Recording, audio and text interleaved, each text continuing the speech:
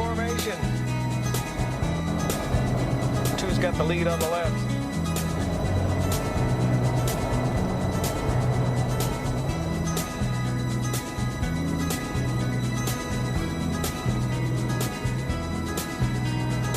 High winds out there today, blowing up the dirt on the playas.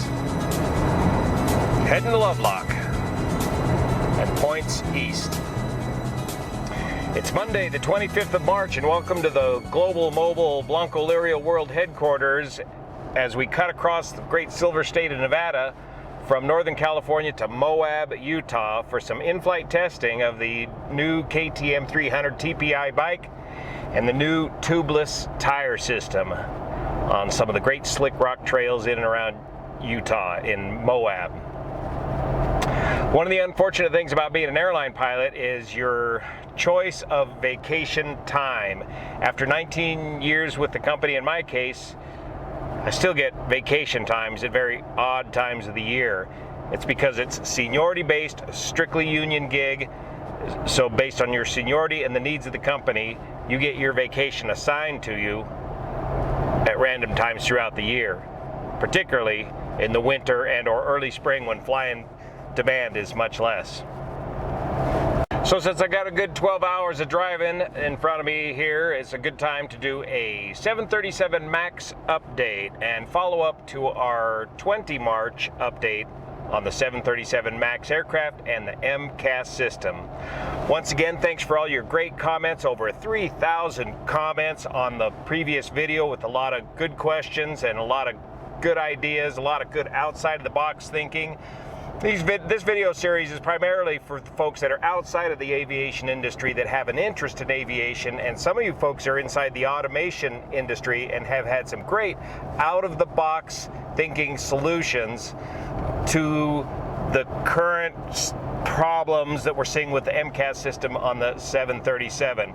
Remember, the aviation is a very slow and deliberate industry of evolution, and rightfully so, and the FAA is a very slow and deliberate government body that regulates this industry, and so we can't always apply the very latest leading edge technologies very quickly in the aviation industry. It all has to be FAA approved, and that takes time, lots of time.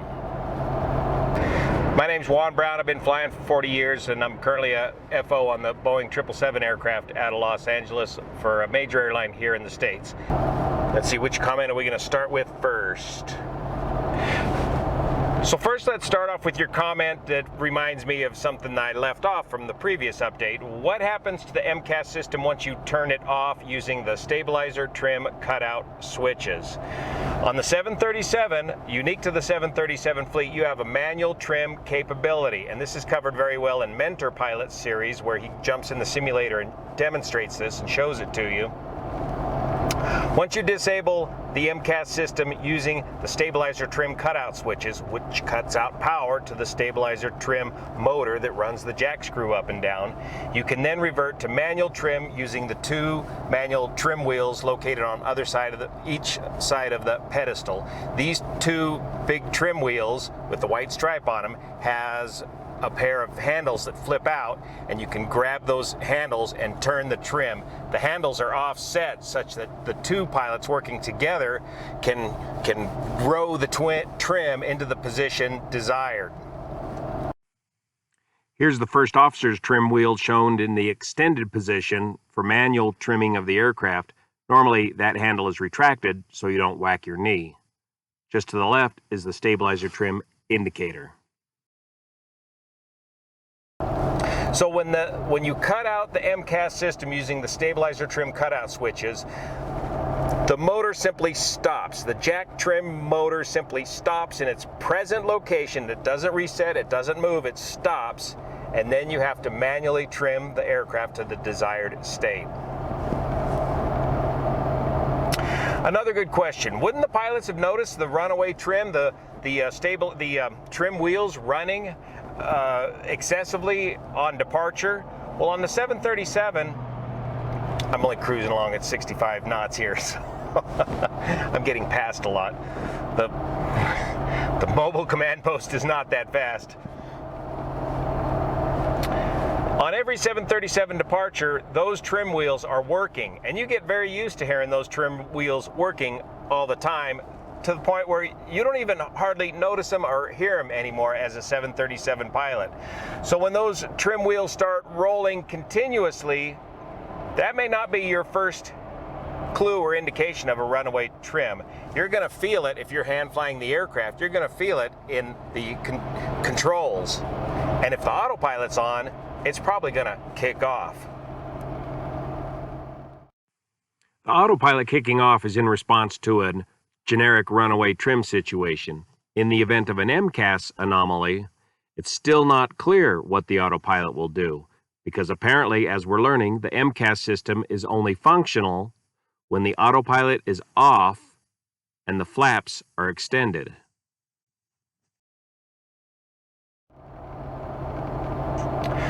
Throttles and the MCAS system. Are the throttles connected to the MCAS system? Now, in my previous update, I mentioned that the MCAS system would push the throttles forward. This may not be true, and this indicates a lot of the confusion, even amongst the professional 737 pilots that are currently flying the 737 MAX aircraft right now. There's a lot of confusion about this system, and it's turning out I do not believe that the MCAS system has the ability of pushing the throttles forward automatically, even with the auto throttles engaged. That being said, on a standard departure, you engage the auto throttles, it sets takeoff thrust, and then as you begin to clean up the aircraft, it sets automatically climb thrust. Climb thrust will give you about a 2,000 foot per minute rate of climb with a fully loaded aircraft. And if you're struggling to maintain your pitch control in your aircraft and you're struggling to climb and you do not change that throttle setting, that auto throttle setting of climb power will accelerate the aircraft to tremendously fast air speeds if in the event you are not climbing. In other words, level flight or descending flight. Auto throttles are easily disabled by pushing a button on the side of the throttle. Another good question. Why can't you just turn off the stabilizer trim cutout switches? In other words, why can't you simply disable the MCAS system before you take off? No, you cannot do that. You have to have the stabilizer trim system operating for each and every takeoff. The takeoff warning system won't allow you to take off, or it'll set off a whole series of alarms when you bring the power up to takeoff setting that will warn you that one of the many systems that the takeoff warning system monitors, including trim, is not in the correct setting, correct position, or correctly operating. So you have to have the stabilizer trim cutout switches on for takeoff. And you've got to have stabilizer trim for takeoff. You don't want to be trying to manually trim the aircraft for a takeoff. That's just an absolute emergency procedure. So you cannot disable or turn off the MCAS system prior to takeoff. You can't be pulling circuit breakers to that system and blasting off that way either.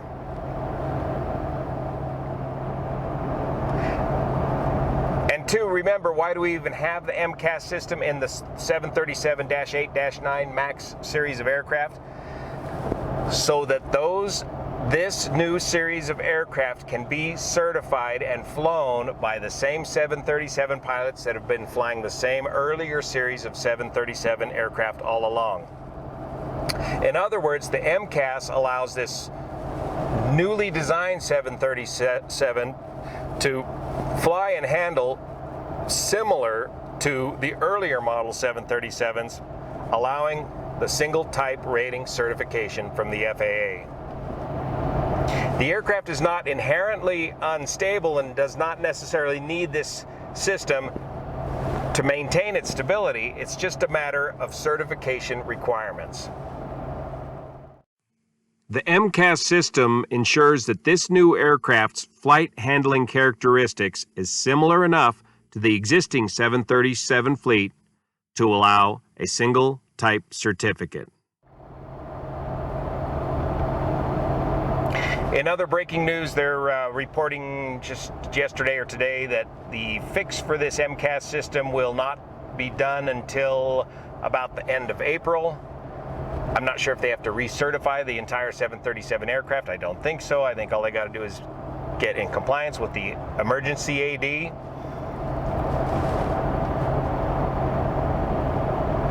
And also being widely reported in the news is the additional add-on safety features that were being sold by Boeing aircraft. This was widely known inside the industry, but the media is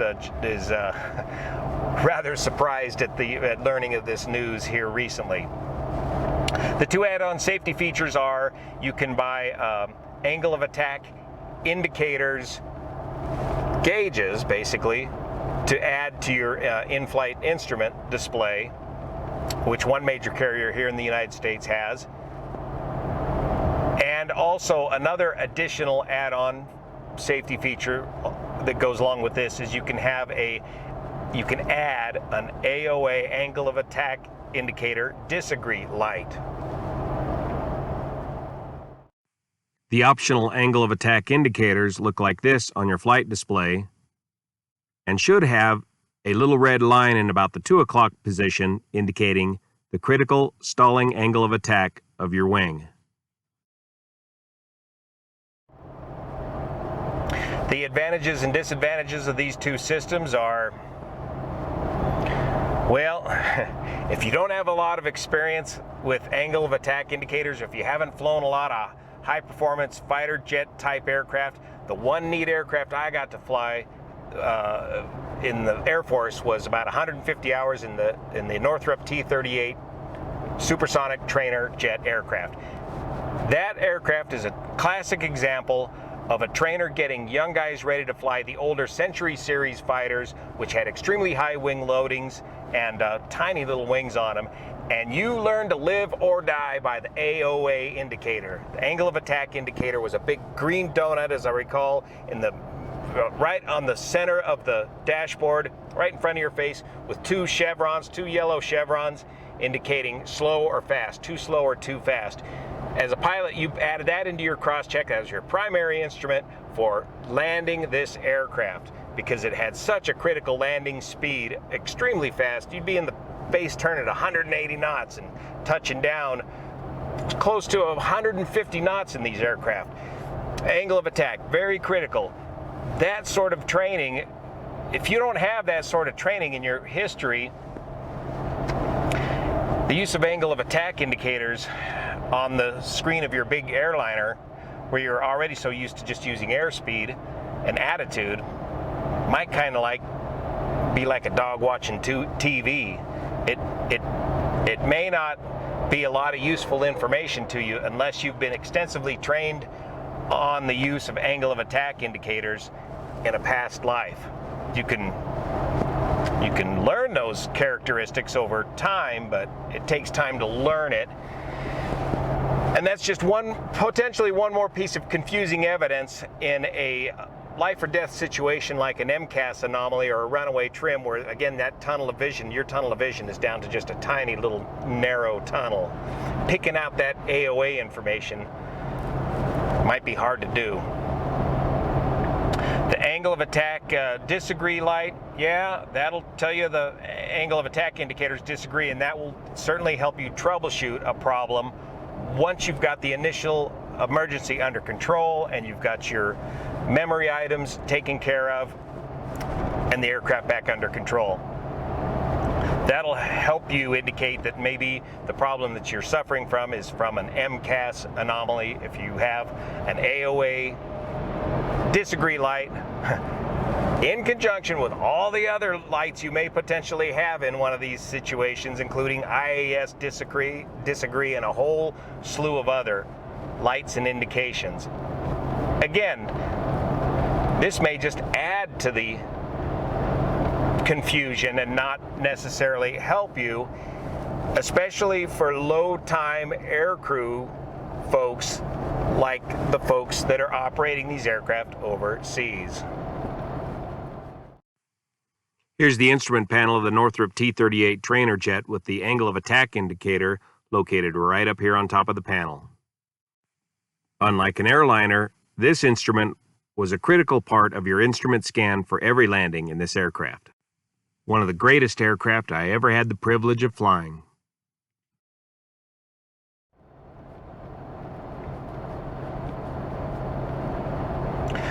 So keep up the great comments. I got to go to Moab. We got to go test this new 300 out. As soon as we get some more information, we'll keep you posted. See you here.